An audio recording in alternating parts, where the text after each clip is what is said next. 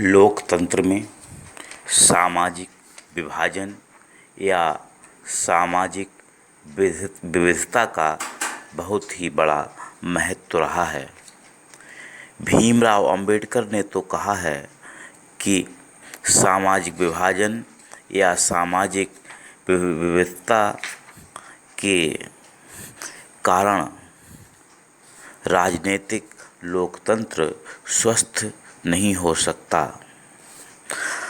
राजनीतिक लोकतंत्र को स्वस्थ रखने के लिए विभिन्न प्रकार के विभाजनों पर नज़र डालना आवश्यक है। सामाजिक लोकतंत्र और आर्थिक लोकतंत्र भी अति आवश्यक है लोकतंत्र को स्वस्थ बनाने के लिए।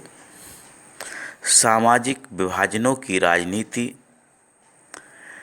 व्यापक परिप्रेक्ष्य में सामाजिक विभाजन और राजनीति एक दूसरे को प्रभावित करते हैं। सामाजिक विभाजन व राजनीति का सामंजस्य या मेल घातक हो सकता है।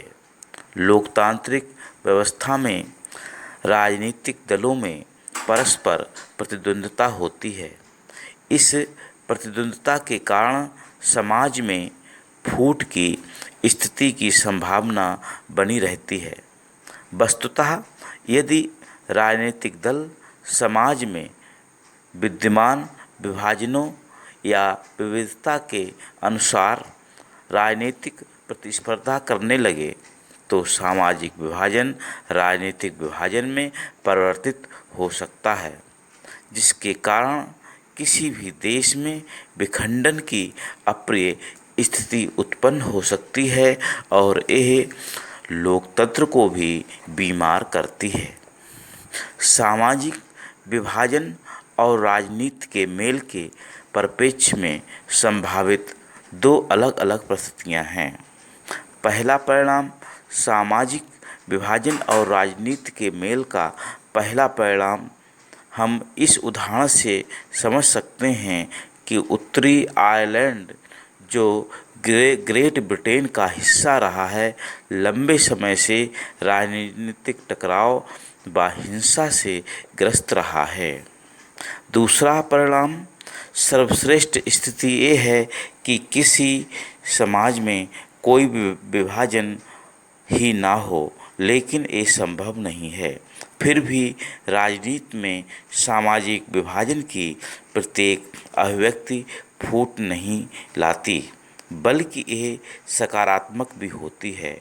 लोकतंत्र में राजनीतिक दलों के लिए सामाजिक विभाजनों की बात करना, विभिन्न समूहों से विभिन्न वायदे करना स्वाभाविक है। विभिन्न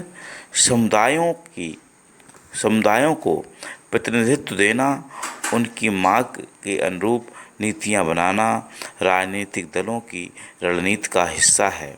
एक समुदाय के लिए लोग किसी एक दल को दूसरे दल की तुलना में अधिक पसंद करते हैं और अधिक वोट देते हैं।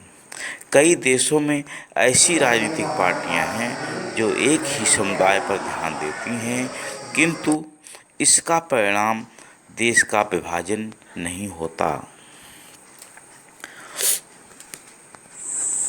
सामाजिक विज्ञान में एक खंड है नागरिक शास्त्र, जिसका तीसरा पाठ है लोकतंत्र और विविधता, जिसमें एक शीर्षक है विभिन्नताओं में